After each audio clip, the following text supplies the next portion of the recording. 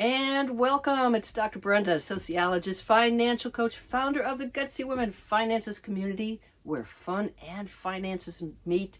And welcome. Hey, please subscribe below. If you already subscribed, thank you so much. Don't forget to hit that bell to be notified. Wow, I have a special guest. It's Dolly. Oh no, it's April. This is April Kelsoe, and we're coming at you from South Padre Island. April is launching my new series where I am finding folks who are working full-time or working part-time, working on their business, working for another company in their RVs. So that's what we're going to talk about today is remote working from your RVs, the pluses, the minuses, and whoa, okay, April. And April is the samba queen. I'm very outgoing. Yeah. You haven't noticed for the bright pink lipstick, the bright pink top, Yep. and pink nails, of course. So introduce yourself. Give us a little idea of what you do and how long you've been working from the RV and on the road. Okay. So my name is April Kelsoe. I'm a transformational coach. I inspire empty nest mothers to create their next exciting chapter in life with power, passion, and purpose. And I'll explain why, but I have been full-time on the road with my husband, Dr. Tony, he's a chiropractor, for 2 years now. And it really was an experiment. Let's just try it. That really came out of a disaster with our brick and mortar business in the Dallas-Fort Worth area. So that's where we're originally from, Dallas-Fort Worth Metroplex in Texas. And we had a clinic that in the fall of 2019 suffered a severe plumbing disaster, and literally sewage was coming through the walls and flooded the whole place. And when you have a health and wellness center, you cannot have sewage flooding the place. And we got into a huge battle with the owner, but basically, long story short, we had to vacate the premises within a 48-hour period, get all of our equipment and everything out. And the only place we had to take it was our home. And so that just spiraled down. I mean, it was such a disaster. And then the owner didn't want to fix it and didn't want to clean it and all kinds of stuff. So that was a devastating blow to our brick and mortar business. So then my husband started working out of our home, and we just started asking ourselves all kinds of questions like, is this really what we want? And I am, just like my friend Brenda here, have a heart of adventure. I'm the adventure girl that I love to travel. I love to travel, guys. And the worst thing that happened to me with this brick and mortar business is my husband said, well, you can kiss your week-long vacations goodbye and don't even think about a 2-week vacation. We literally, because we were taking care of patients, all we could do was a long weekend. And I had all these dreams of traveling the world. I mean, the more I travel, I'm the crazy girl that on the way home from vacation, I'm going, where are we going to go next? And when are we going to go? Planning the next thing. And so that just, I felt trapped in my own business. And as women, I think we got to be careful of that. Make sure our ladder of success is on the right building in the right place, right? And not leaned up against something that doesn't match who we are, our souls, our spirits, our values, our highest values. And so for me, that brick and mortar clinic was not aligned at all. And I was the office manager, receptionist, dealt with the insurance, did all the things. And it was really supporting my husband and his dream. So we made the decision to close the brick and mortar, but to take the business on the road and see where there was a need, like in a small town, America, where there was a need for chiropractor. And so we came down here to South Padre Island, Texas. We just decided to sell our house, that the big city wasn't where we wanted to be. And it was my crazy idea to move into the RV. We had a wilderness ultralight, and it was only, I don't remember the length of it, but it was tiny. And it was a perfect weekender, but not to move into full time. And so the minute I said to my husband, hey, why don't we go full time? He goes, not in this tiny little RV. And so we upgraded to a fifth wheel, which I affectionately named Mama's Movable Mansion because right at the same time all this was happening, our youngest was growing up, and we have 5 children. We're a blended family, 5 children. And our youngest was getting ready to graduate high school and already knew he was going to go off into the Navy. So our nest was going to be completely empty. And so Mama's Movable Mansion, luxurious 5th wheel, and we came down here to South Padre Island, and the business went really, really well. And at the same time, my husband said, "You've been a health coach in my business for a long time. I really want you to have your own coaching business, like that is just your own, that is you." And I had really struggled with my kids growing up and moving on and leaving me. Like, how dare they? You know, don't they want to talk to mom 5 times a day and text me how their college classes are going? And don't they want me to show up and be like, "Hey, let's go shopping"? No, they did not. They did not.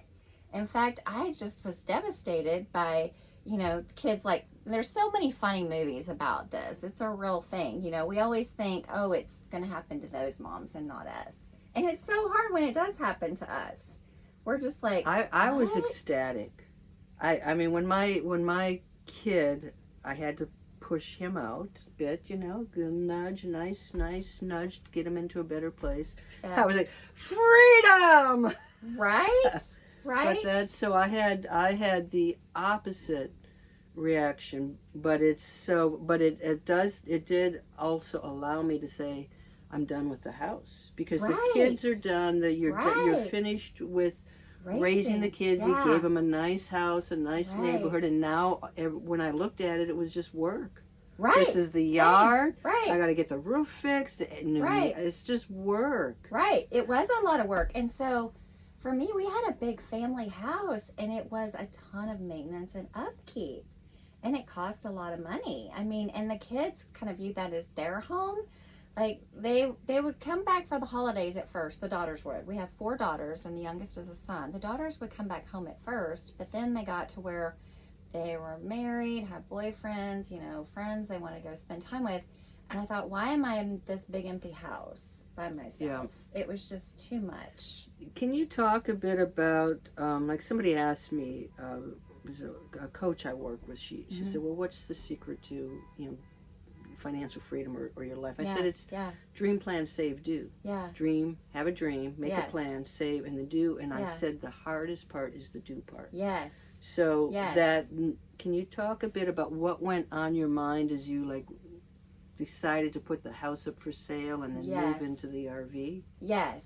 And there's a lot of pushback, and I'll talk about the boundaries too, and how family can be the worst sometimes. Okay. So the doing part is we sold the house, and we had our money invested, and it was like, how do we want to live our life? Because my husband and I have been on vacations where we've seen people wait to do the trip, wait to do the thing until they're, quote, retired. And we had promised ourselves and promised each other that we would do the things while we could do them, because we don't ever know what the future holds, right? Exactly. And then the pandemic kind of slapped me in the face. The worst thing was like when they closed the national parks and started closing all the campgrounds. I was just like, you got to be kidding me. And because it took away my freedom, because we were going camping on the weekend and then getting the house ready to sell. So the doing part, the hardest part for us with the doing part wasn't the finances, because we're older. I mean, quite frankly, we can get jobs anywhere doing whatever, right? Waiting tables, being a maintenance guy. I mean, that's part of it, is letting go of the mindset of, no, you can only be a chiropractor, or you can only be an office manager, or you can, no, don't believe that lie. And so the pushback came from our kids and our family. Like, I will tell you straight out, my father views us as broke and homeless and is waiting for us to run out of money, and we're not running out of money. It is funny, because it's like that homeless thing comes in, and it's like, well, I'm a nomad by choice. Right. And then, like, if you saw, the movie Nomadland. Yeah, I did. See that? I loved it. I saw it with my sister. But it makes it look like, if you're a solo woman especially, that you're out on the road because we're so broke that we can't afford another life. And it's like, this is, I mean, I'm on the island. We're on the island in January, and the sun is shining. So it's gorgeous. Yeah. So it's like, that's really interesting. So he has not come around.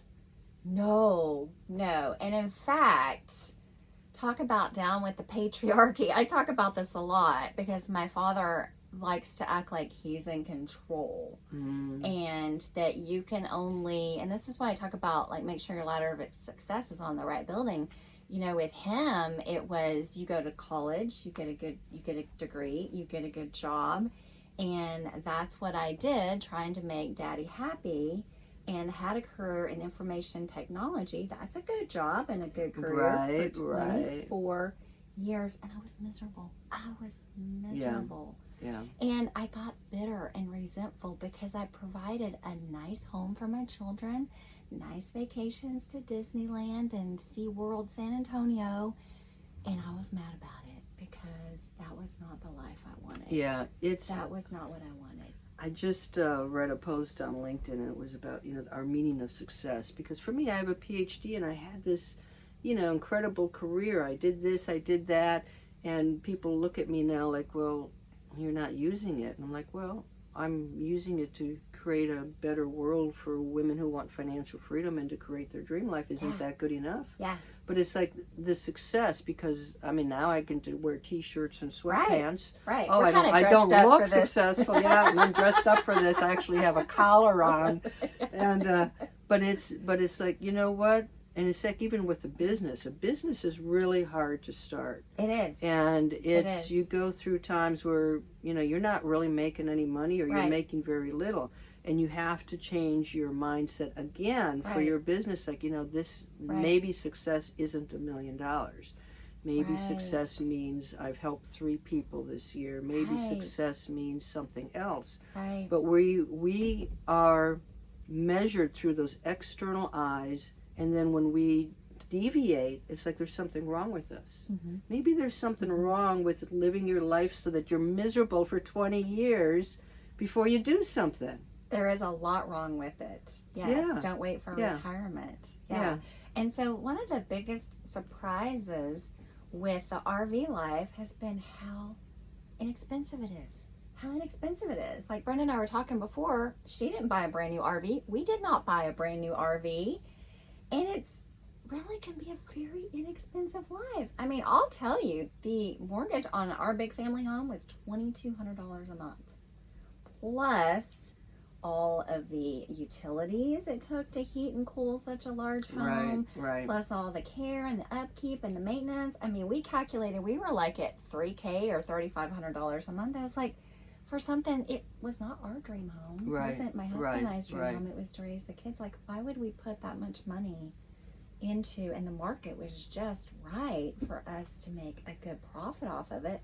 Why wouldn't we do that and go chase after our bliss and go find where we really want to be and what kind of home we want? And so I'll tell you in your audience that the kind of home we wanted was upgrade the RV. We're now at a 41-foot fifth wheel Mama's Movable Mansion 2.0 because after 2 years of traveling, it's like, well, where do you want to settle down? What do you mean? We haven't even seen half of the country. I'm not ready to settle down. Are you? No. Okay, let's just keep going. There's so much to see.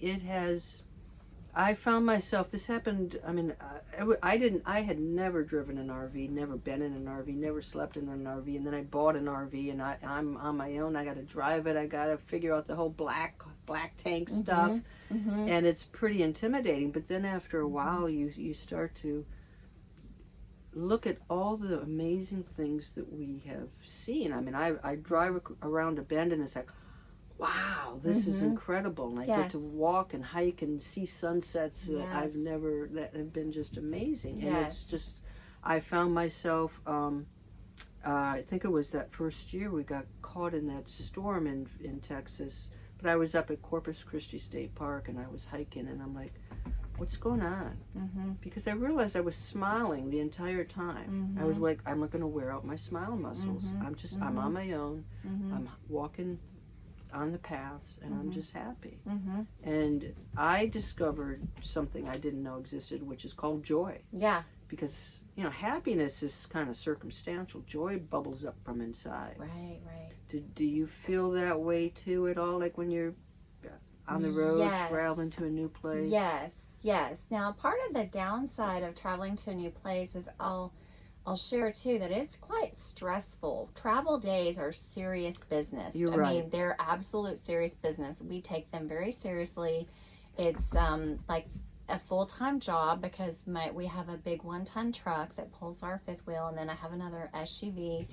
And so, as Brenda said, there's so much to making sure everything is in its proper place and everything is in. So I get a little angst on travel days. I do too. Yeah, I do too. but I love to go and see the new places. Like we're leaving next Tuesday, and we're gonna hop, skip, and jump and visit lots of people and friends and new places on our way to Key West, Florida, which from South Padre Island, Texas is about 1,600, almost 1,700 miles. And I love it, but it's a big deal. It's a big deal for us to move. It is, but in a way, that's where you get the most out of life, is when you get out of your comfort zone. Right. So it's like, Right. to me, it sort of symbolizes the whole journey that we're on, because, you know, you think about, are the tires going to hold up? What if there's traffic? What if something Right. happens? And you plan the best that you can, but you That's cannot control those other circumstances, and you still step forward. And So- you know what I love about travel the most?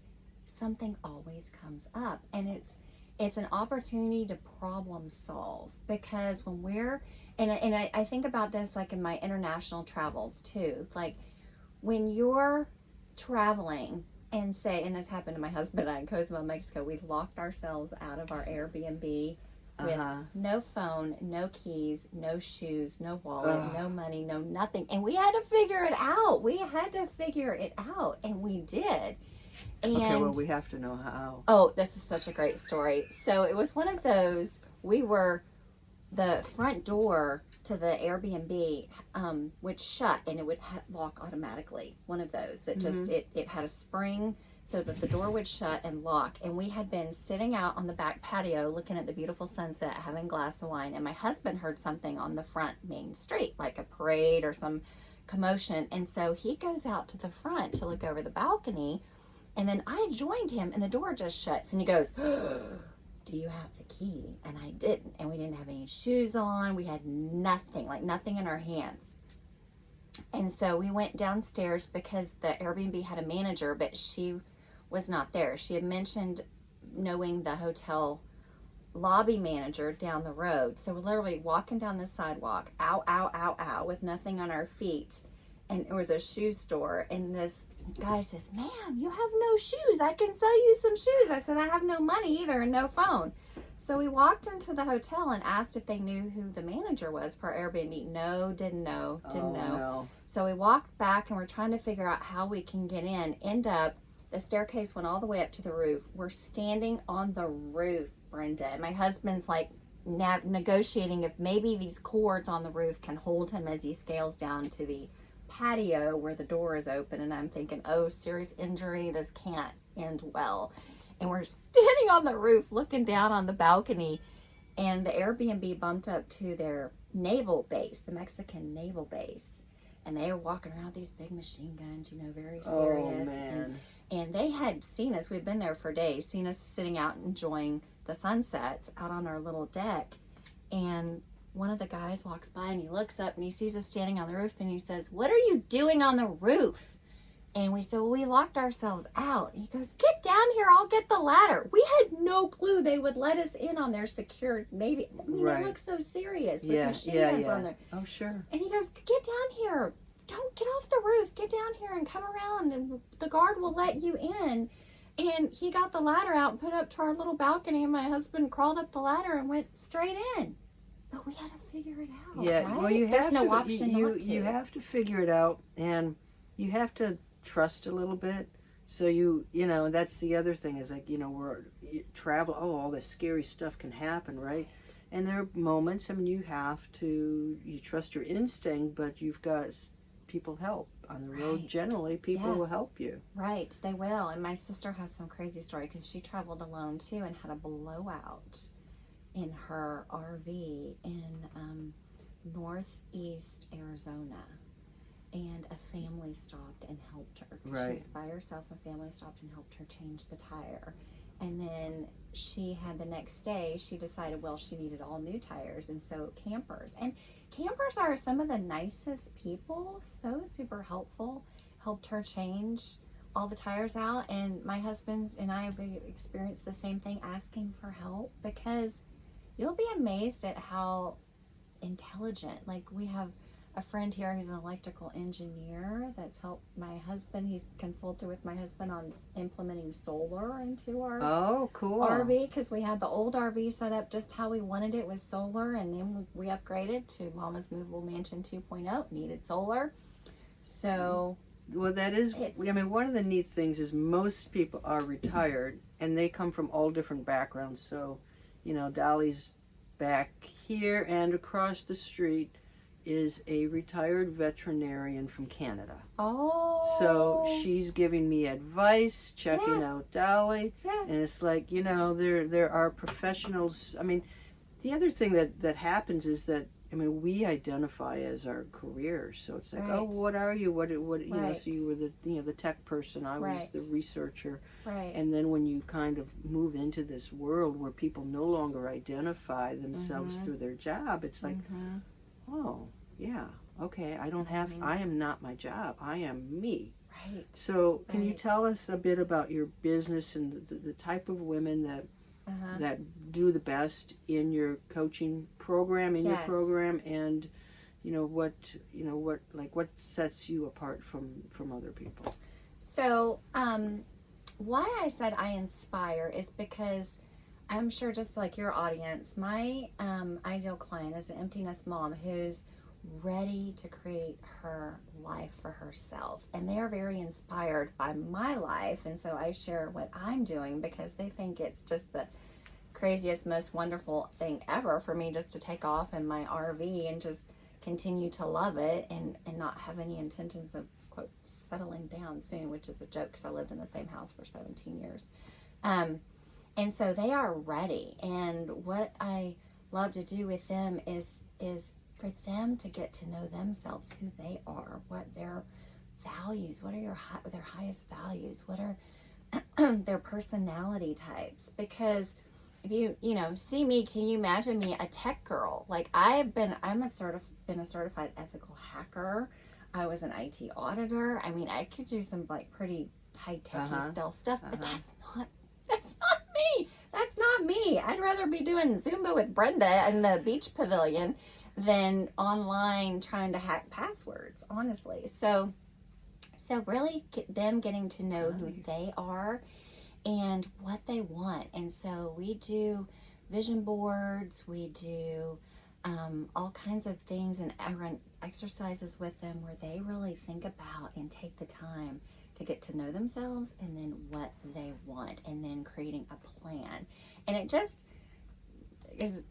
warms us mama's heart to see these other women out going, I got my vision board together, and I joined a walking team or walking club this week, and I'm planning a vacation with a girlfriend, and just things like that, and it doesn't have to be huge things like I'm selling the house and getting into an RV, but just whatever it is that fits them. So would you say that people pleasing is sort of a common trait of the folks who they've done things for the family, they've done things because society expects us to do it, they've done things, and then you lose who you are inside. It takes a little bit of digging to remember. I mean, for me, I go back almost to my childhood, and it's like I'm the same adventurous that I've been hiding for decades. Well, kind of.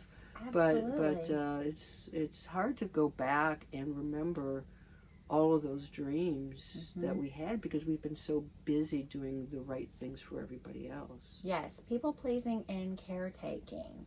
Because one of my clients, and being honest with our feelings, is one of my clients buried her mom last September, and so she put her life on hold. And so a couple things happened in her life at the same time.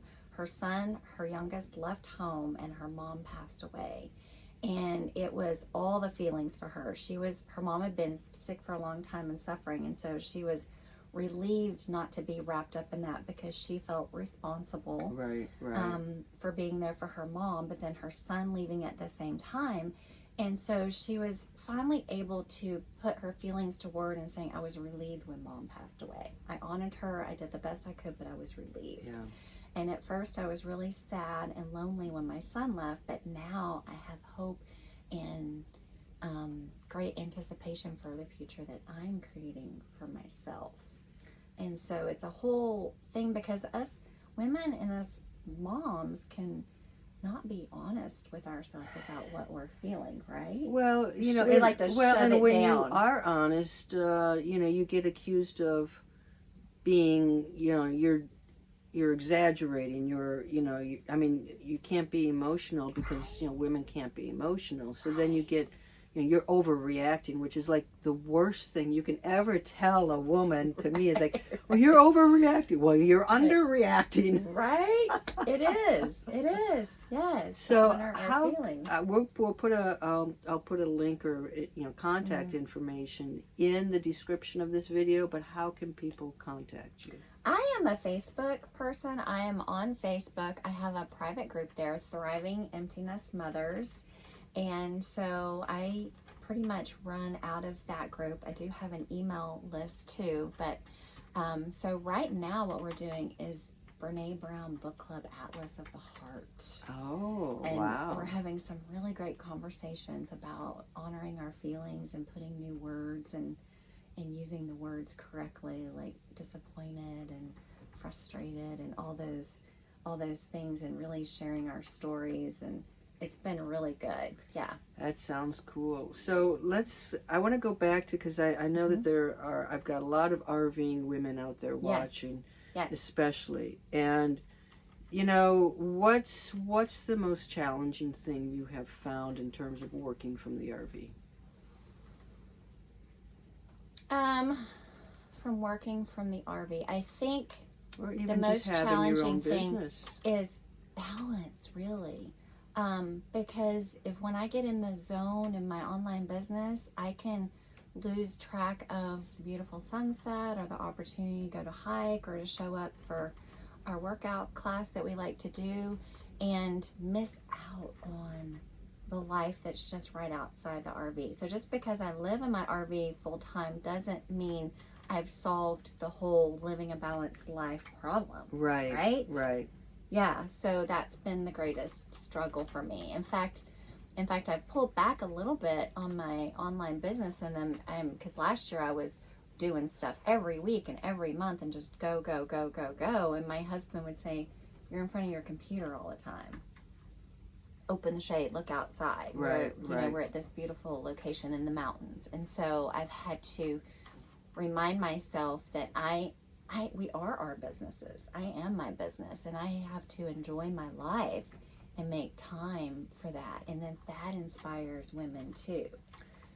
Yeah, I mean, there's a thing of flexibility of time. So like I'm working like a mad woman this winter because I've got 3 months. I've got to turn my business around, and I have high-speed internet. That's the other piece of it. You know, the technology on the road is a little bit unpredictable. It is, for sure. And I've been out on the road long enough that I know that when the summertime comes, I'm out. You can't find me. I'm outside. I am out hiking. I am out exploring. Yeah. And so part of my plan has been I'm going to really focus on the business these 3 months. I'm going to work ahead. I can schedule posts. I can write articles. So that the summertime comes and I have more freedom. So that's the other piece of it, is that you begin to think about how you want to spend your time. And it's not always behind the laptop, but sometimes it is. Right. So that you can have free time later on. Or getting up before the sun comes up and doing work then. Yeah. Yeah, well that's my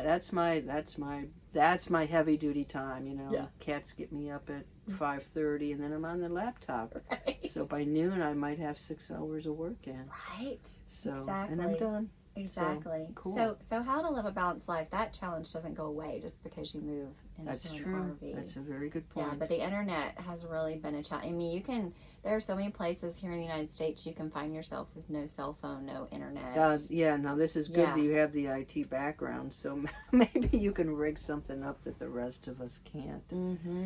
So I do the research in advance, so I stay at state and national park campgrounds, but I will look online. Like right now, I'm looking at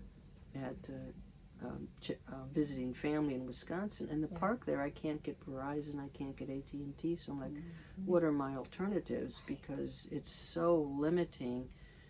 Sometimes I'm at Starbucks because it's the only place where I can get access. Right. So that definitely is a challenge. Zoom has been acting up this last week, and your business can be disrupted. It can be disrupted, but at the same time, I have girlfriends that run online businesses that their internet gets disrupted at their brick and mortar house. So don't let that story hold you back either. And you can record things like so we went on a cruise to South America last December. It was a huge bucket list trip, and I paid for the internet package on the cruise ship, thinking, I could do live videos, I could upload stuff. No, it was barely good enough for me to just kind of refresh my news feed on Instagram and Facebook. So I recorded some videos and then uploaded them later, but it really kind of deflated me because I had these expectations of, I was going to be able to share my experience because I talked it up and talked about it before I went on this trip about how I was doing this bucket list trip. And then I was so disappointed I didn't get to share it with them. But you can't fix the internet on a cruise ship. You just gotta let it go and enjoy the trip. I mean, the other thing is, if honestly, I would love to turn off social media for long periods of time. I would love to, but so much of our business is dependent on posting on Facebook or LinkedIn or Instagram and trying to keep up. I really, there's certain parts of it that I really dislike, and that's like, I'd love to disconnect. Right. But videoing ahead of time, scheduling the posts, it looks like you're there even though you're hiking up that mountain. So there's so many good things to do. And there's balance too, because I have to be careful not to burn ourselves out on social media. It can bring you down. It can, it does. Yeah, for sure. Yeah, not do too much of it. Yeah. I've been keeping my eye on Izzy's trying to sneak back here. Isabella. There she is. Yeah, my beautiful Izzy. And so we're gonna kind of wrap it up now. What last piece of advice do you have, especially for women who are looking to do something different, looking to maybe work remotely from the road? I think the most important thing is to find women and connect with women who inspire you, who you resonate with. And just know that all of us deal with naysayers and dream killers and people that think that we're absolutely crazy for living a life that we love and that we want. And at some point, you're going to have to set boundaries. And those people may be close people in your family, and you're not alone in dealing with that. And so follow people who inspire you, that you're like, because what they're showing you is a piece of yourself. That is really, really good. I love that. Yeah. And one more time, how can people reach you? What's the best way? The best way is Facebook. I'm April Nunnelee Kelsoe on Facebook. Thriving Empty Nest Mothers is my Facebook group. Would love to have you there if you're interested. And have all kinds of things going on. Excellent. And again, look in the description for that link. Don't forget to subscribe. Thank you so much, April. This has been fantastic. So we're going to continue this series in 2023 of talking to people who are working from the road. So until next time, thank you guys for joining us. And hey, connect with April. She's got some great resources for you. Take care. Bye-bye. Bye.